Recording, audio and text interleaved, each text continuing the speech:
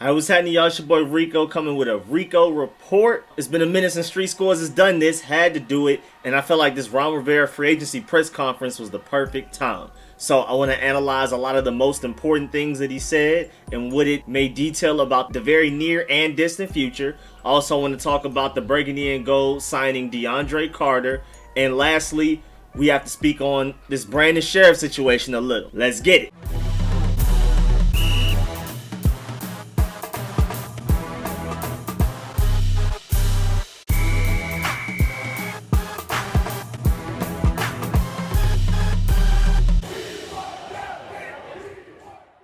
Alright, so first of all, Ryan Rivera, earlier today, and it's just taking me this long to finally listen to it all the way and get my notes together and everything like that. So I'm sorry it's so late because, I mean, it's 8:30 right now while I'm recording this. I'm pretty sure the video's not going to end up coming out till like 11. We'll see though. But the biggest takeaway from that press conference is the fact that Ryan Fitzpatrick will be QB1 heading into training camp. But there will be a competition, for sure.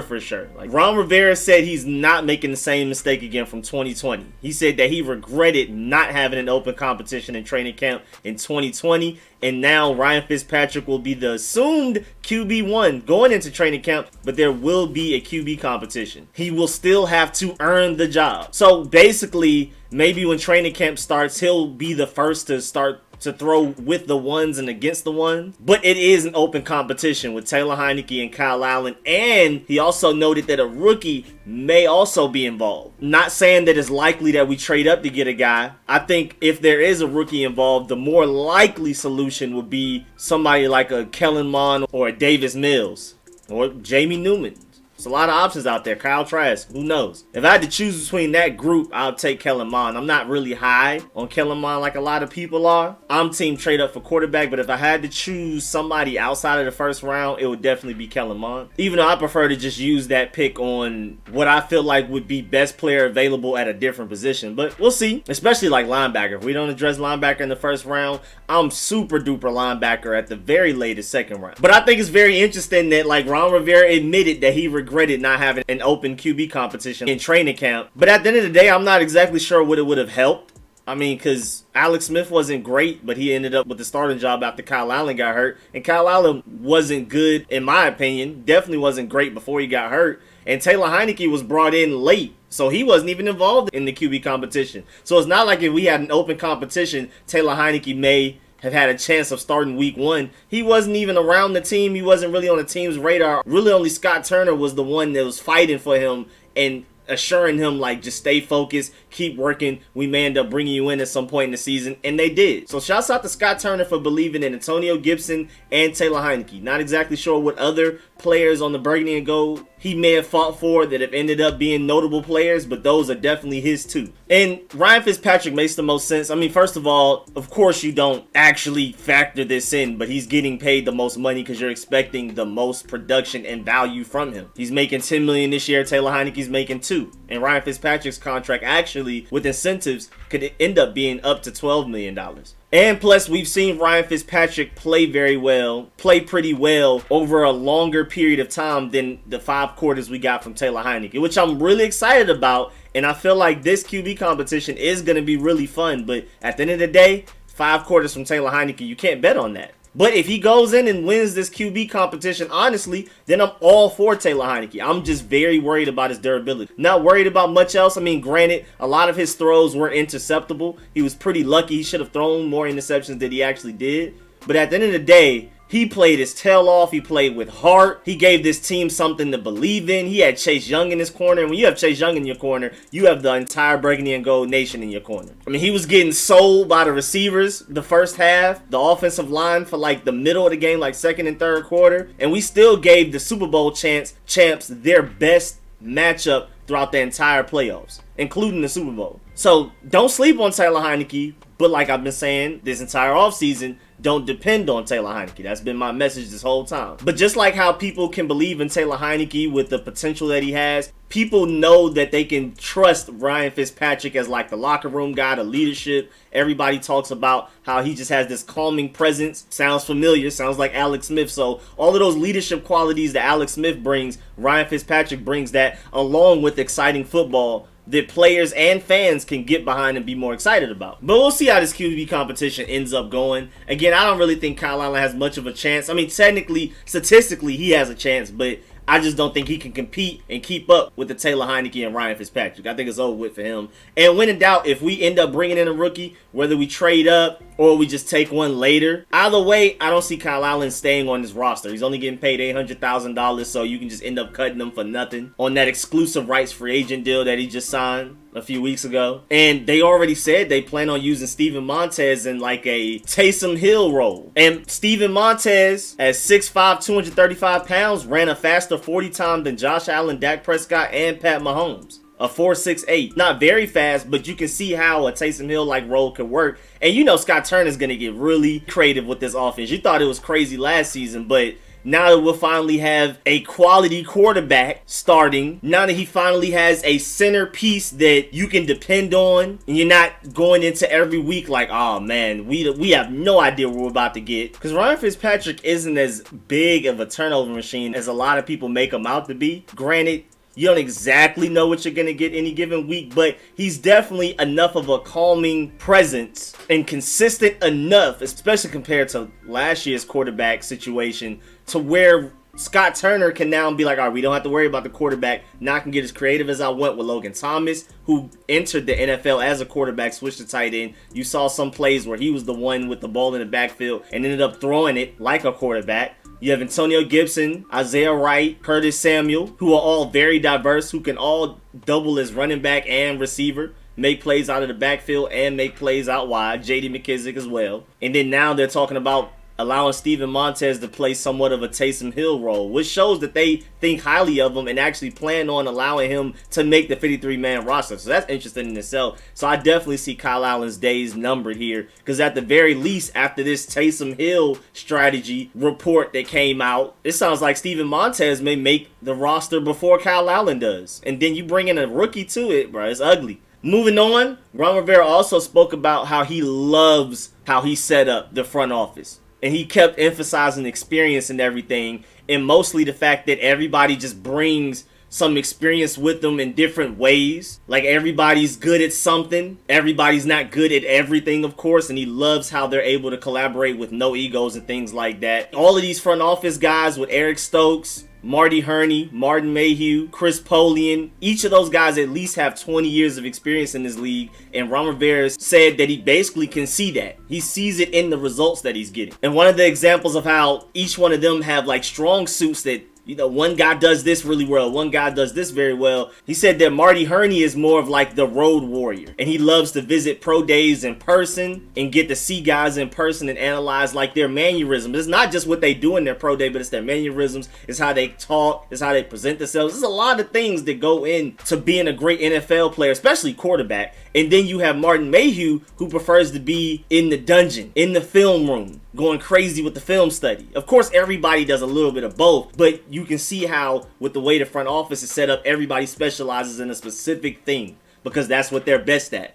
And the other guys make up for their weaknesses. Same thing with Rivera. Remember, Rivera was struggling to try to juggle all of this stuff by himself last season, along with beating cancer. So that's why he went all out to bring in as many experienced, smart, and collaborative guys in at the same time for a completely new and innovative front office structure. He also said that he loves that Martin and Marty handle a lot of the business side of stuff and the office side. Remember, Rivera last season was having to do a lot of that on his own. He hated it. I mean, there was even an interview a few months ago where he talked about he's so glad that he doesn't have to be the one making calls to agents to potentially pick up free agents, like how we got Lamar Miller at the end of last season. And like anybody that we brought in late just to fill in roster spots because we were having injuries towards the end of the season. Like Rivera as the head coach was one of the people that was having to call agents. And like a head coach shouldn't be the one having to call agents, along with being like the GM and scouting draft prospects,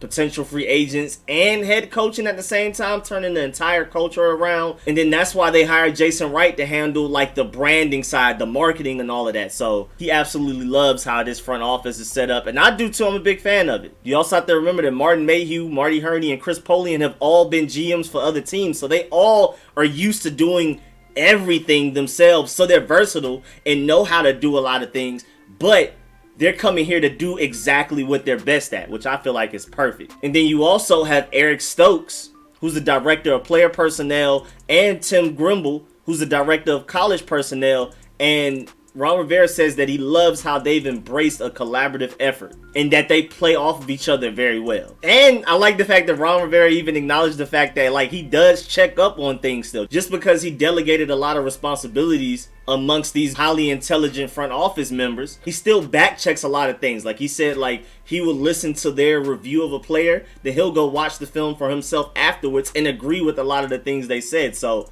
I love the fact that they're all on one page and Ron Rivera is not afraid to check and make sure that his head staff members are on point. I love that. I love the fact that he's making sure and also doing his own homework. Why would he want to go into a draft and he hasn't watched any film himself? So I really love this front office situation. Another thing is that William Jackson III will elevate this defense mightily. First of all, just the fact that he can shut down the side of the field, which Ron Rivera spoke about. Rivera said that will allow them to get way more creative with their coverages, with their blitzes and everything like that, as far as the other 10 people on the field. To just have a lockdown corner on one side and then figure out the rest makes it way easier instead of having to figure out the entire back end. To have a corner that can literally just erase the number one receiver on any given team is going to make our defense almost night and day better. And remember, we were ranked number 2 against the pass and number 3 overall last season. It's only going to get better going from Ronald Darby to William Jackson. Because now Kendall Fuller is going from covering the ones to now covering the twos. And like I spoke about in my William Jackson film session, make sure you go check that out. In 2017, when he was at his best, and not coincidentally, that's when the Bengals D-line was at their best throughout his career so far, his short career, because he was drafted in 2016. Statistically, he had one of the greatest corner seasons of all time. I forgot the exact passer rating number, but when quarterbacks targeted him throughout the season, but it was statistically better for them to just literally hike the ball and throw it out of bounds than to throw it to William Jackson that season. And he was covering T.Y. Hilton, he was covering Antonio Brown by himself twice that year. So just to remind people that William Jackson is really that dude. And there's a reason all of these analysts and people on NFL Network and ESPN all unanimously agree that William Jackson was the best corner available in this free agency. That's probably our best pickup. I mean, I love Curtis Samuel, and I'm very hyped about the Curtis Samuel signing. And of course, Ryan Fitzpatrick gives us a better steady presence at quarterback. But William Jackson is going to take an elite defense and arguably make it the best defense. Also, a big thing is, of course, this press conference was about free agency. So as far as what already happened, he basically spoke about how they had like a wait and see approach at first, and that they kind of wanted to do what they did last season, would try to get the bargain guys, because they just assumed that even with the cap space going down, they wouldn't be able to afford guys like Curtis Samuel and William Jackson. And like in the press conference, he breaks down like almost in chronological order how things went down as to how they ended up getting those guys. But the general theme was that the market made it to where Curtis Samuel and William Jackson could not get as much money as they originally wanted out of the market. So even though at first they felt like Curtis Samuel and William Jackson were out of their range of money that they could spend, after the market started to dry up for corners and receivers, they were able to snag their guys. Again, they had them high on their free agency big board, but they literally walked into free agency like, nah, we're not going to be able to get them. They're going to be demanding too much money. But I also feel like not only just the market and playing a wait and see approach helped, and not just going out and spending big money day one. But I also feel like just Ron Rivera with the culture, with the defense we've already put together, Jack Del Rio, the great coaching staff. I mean, even the tight ends coach, he was the one fighting to get Logan Thomas on this team. And then he was also the one that developed Logan Thomas. I mean, you saw his progression from week 1 to week 14. And how much of a better tight end he was, because remember, he was drafted as a quarterback. And so, like, even just the positional group coaches, like tight end and offensive line, this offensive line should not have been top half of the league. If you're talking about just pure talent, Wes Schweitzer and Cornelius Lucas should not have played as well as they did. Just top to bottom, front office, coaching staff, and then even players that you want to play for. Ryan Fitzpatrick, Chase Young, Montez Sweat, Jonathan Allen, Terry McLaurin, Antonio Gibson. Just so much young, great talent, most importantly, high character character guys, it just gave a very welcoming feeling to guys like Curtis Samuel. Of course, he wanted to come here with Scott Turner, his previous offensive coordinator, Rivera, his previous head coach, Marty Hurney, his previous GM, and most importantly, Terry McLaurin, same recruitment class, literally roommates at Ohio State at one point. But then William Jackson said that Rivera's culture, he could see the team that he's starting to build. They're looking like potential Super Bowl contenders. And then just the fact that the defense is just this dominant. This is going to be the best front four to play behind in the NFL. So, of course, he's going to probably look like his 2017 self again. And look like arguably one of the top 5 corners in the NFL. And that's what I was saying even before agency hit. If you look at this defense, why as a corner and a safety would you not want to play here? You're going to have the easiest job a corner and a safety can have in the NFL because you're playing behind the best front four in the NFL. And then also, a few weeks ago, there was a report that players around the league, even guys we didn't get in free agency, were all taking note of how Rivera is changing this team around. Not just talent, but also the culture. Like I keep saying throughout this video, like we've been saying since he got here, Rivera not only brings intelligence, but people just want to work for him and play for him. As you can see with how we gathered 3 GMs to come in here and split up pieces of a job that they normally all do by themselves. I mean, you kind of have to put your ego to the side to be able to do something like that. And then players that just want to come and play for us. That's all because of Rivera. And I'm so glad that I've been, even when we were like 1-4, 1-5, whatever we were at one point, I was like, y'all have to believe in the Rivera vision. You can see it. It's going to happen. And then we ended up winning the division. And I'm only expecting bigger and better things in the future because Rivera matters. Rivera's impact and culture really matters, and it allows us to not only even have a chance of getting free agents like this, but they're also not going to charge us an arm and a leg to come play for our team, because in the past, when we did get free agents, they were like, well, I'm about to lose. My career is probably going to plummet here. Really have no chance of the Super Bowl. So I might as well just get every dime out of this team as possible. That's not what's happening anymore here. Also, I like the fact that they attack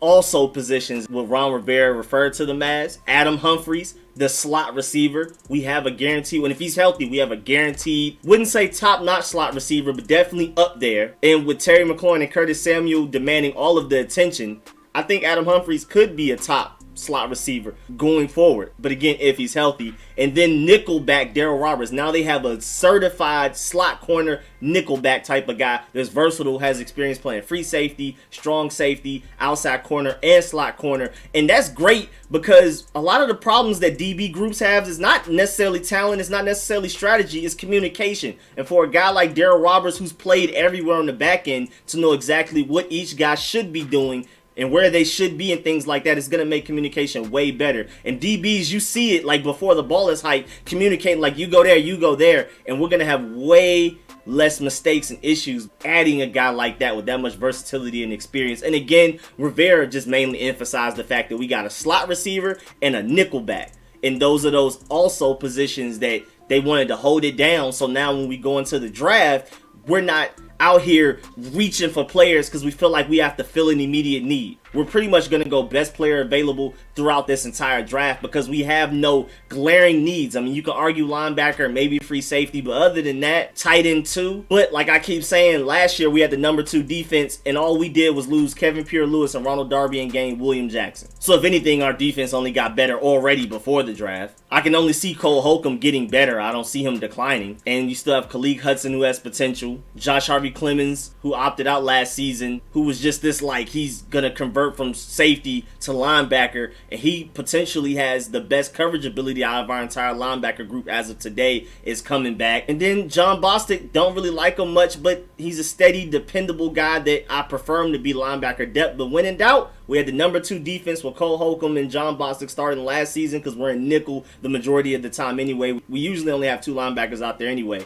So I feel like when in doubt, I would like to address linebacker first or second round if we don't trade up for quarterback. But at the end of the day, we had the number 2 defense with this linebacker core. Again, Kevin Pierre-Louis did not make that big of an impact to skyrocket us to number 2. It's not like we lost him and declined mightily. And William Jackson is a large upgrade over Ronald Darby. So, and if a tackle falls, even though it's not our biggest need, you take tackle. If a linebacker falls like a Michael Parsons, some elite talent at any position, you take that position. Because best player available strategies works out best long term anyway. Instead of getting a whole bunch of average guys at positions of need, now 10 years down the line, you just have an average roster top to bottom if you go best player available with all of your picks. Because you addressed every major need in free agency, 10 years from now, you're just going to have a whole lot of elite players up and down your roster. That's just how it works. I'm glad that we don't have any just glaring, oh, you got to take this right now needs. I mean, I feel like our biggest need is future quarterback, but when in doubt, we can worry about that next year if we have to. Prefer not to, but I think we'll be all right. Not necessarily Super Bowl contenders, but I think we'll be all right. And I know a lot of people have been telling me about the fact that we may have a chance at Aaron Rodgers. I mean, the way the Green Bay Packers have been doing them and their relationship is a little torn. And with us having potentially the best defense in the NFL next year, a good receiving core, a great run game, we could be a very attractive destination for Aaron Rodgers. That's a whole nother video. I'm planning on probably doing a whole video talking about that specific. And like I just spoke about the best player available strategy, Ron Rivera also spoke about that in the press conference. He said, quote, "I think we've done a good enough job to put ourselves in a position where now as we look at the draft, we're not necessarily pressed to have to as much as we can do as we want to." I love that. Again, best player available. We're not going to reach on guys just because we feel like we need to address a need immediately. And then he also spoke about like there may still be some free agents that they're interested in, but like long story short, basically we may wait till after the draft to get some of those free agents. Like, I mean, if we just for some reason don't address linebacker well enough in the draft, they'll go and get one of those linebackers out there, potentially trade for a CJ Mosley or go and take a flyer on a Quan Alexander, who's a top 10 linebacker in the NFL if healthy, but he's coming back from a very bad leg injury in, I believe, the NFC Championship game, so he's not even going to be ready to play by week 1. I highly doubt it. And then at free safety, you still have Trey Boston and Malik Hooker out there, so if we don't address free safety well enough in Ron Rivera and company's eyes, then they may bring in a guy like that afterwards. So I feel like free agency, especially big name wise, we may still fill more positions, like how this DeAndre Carter thing kind of came out of nowhere. We do need a returner, at least returner competition. We're going to talk about him soon after this. But again, if we're going to bring in free agents, it's more likely just going to be after the draft at positions they feel like we still need help with. Because again, they're more than likely going to go best player available, and if free safety and linebacker haven't been addressed well enough, they'll address it in free agency, but they don't want to force linebacker and draft a guy that they don't feel like they really love or is worth the pick that they're currently sitting at in any given round. Moving on, the Burgundy and Gold have signed Deandre Carter. And for those of y'all who don't know, or actually, some of y'all may know him as the guy that played for the Texans and he took that kickoff against the Bills. And instead of kneeing, he just went ahead and threw the ball to the refs. And then the Bills ended up recovering it easily for a touchdown. So, I mean, that's a bad look. But overall, he's definitely an upgrade over anything we've had for a while in Burgundy and Gold uniform as a returner. Now, granted, he is a receiver, so he may be able to compete for some type of receiving spot, but I doubt it. He hasn't been a great receiver. He's actually played more special team snaps than offensive snaps since he's been drafted, I believe. But just a little backstory. He's played 43 games for 3 teams since 2018. He was an undrafted free agent that was signed by Baltimore in 2015. Then he played with Philly, played with Houston, and Chicago. So far over his career, he's averaged 9.3 yards per punt return, 63, and 21 yards per kick, 45 of them. And also, he's 27 years old, so not that old, and he ran a 4.44 40-yard dash. It's kind of annoying to say that many fours in a row. When I edit this video, I'm about to go back and make sure I said the right amount because I'm not sure. 4.44 40-yard dash. Okay, I think I got it. But he's 5'8", 190, pretty fast. Not Terry McLaurin, Curtis Samuel, William Jackson, Antonio Gibson fast, but a 4.44 is definitely still fast. Probably his biggest role he's ever had for a team was in 2019 with the Texans, where he played in all 16 games, and he actually served as a wide receiver and the primary punt and kick returner. He finished with 14 kickoff returns for 308 yards, 22 average, and 22 punt returns for 214 yards, a 9.7 average. And he even had 11 receptions for 162 yards. Again, that's his biggest impact in the receiving game out of any season of his so far kind of short career. That's literally his single season career high. And he had 14.7 yards per catch. When he did get the ball, his yards after catch ability, which is something you have to have being a primary punt returner and kickoff returner. So of course he has that, but he used that well. Again, he averaged 14.7 yards per catch. Didn't get a lot, but when he did, he made use of it. I'm surprised the Texans didn't use him more. And then in that same season, his 9.7 yards per punt return was the third best amongst the entire NFL that season. So in 2019, he was arguably the third best returner in the NFL, at least statistically. One thing I like about his stats is that he has a 9.3 yards per punt return average over the course of his career.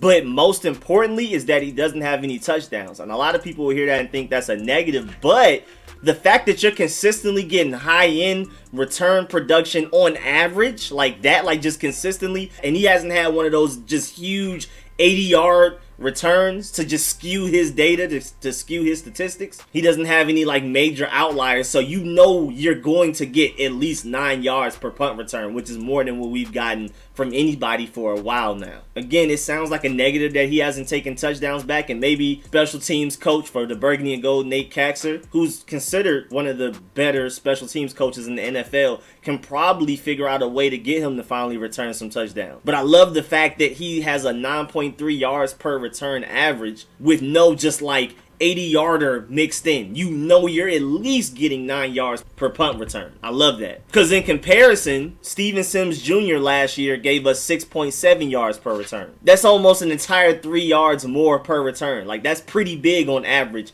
And I feel like Deandre Carter can help us a lot with our field position struggles that we've been having. Also, just having a more explosive offense instead of that Dwayne Haskins turnovers, Kyle Allen turnovers, and Alex Smith very conservative, but also had more turnovers than touchdowns. I feel like our offense being so explosive and also probably even more consistent is going to help our field position a lot and allow our defense to get a better rest so they won't be as tired. So they'll play at an even higher level this next season, because Chase Young and Montez Sweat had a smaller percentage of snaps than they probably should have if our offense was just better. I mean, if you think about it, if our offense is on the field longer, our defense gets to rest more, so now Chase Young and Montez Sweat don't have to come out the game as often as they did last year to catch a breather. So expect to see Chase Young and Montez Sweat on the field more. I mean, just so many things. The offense helps the defense helps the offense, and the special teams helps everybody. This team should just overall be better, plain and simple, up and down. And yeah, I mean, with Adam Humphries, I thought he was going to be the starting slot potentially, if healthy. I keep emphasizing that. And potentially our best returner. But now you bring in DeAndre Carter. So it's DeAndre Carter, Danny Johnson, and Adam Humphries. And it looks like Steven Sims is definitely on the outside looking in, because they're bringing in more returners, and Curtis Samuel is very good in the slot, and Adam Humphries is basically purely a slot. So I don't think Steven Sims is making it, and they've emphasized probably their biggest need left in the receiving group is a big guy. Like, that's why they're interested in trading for N'Keal Harry if they can.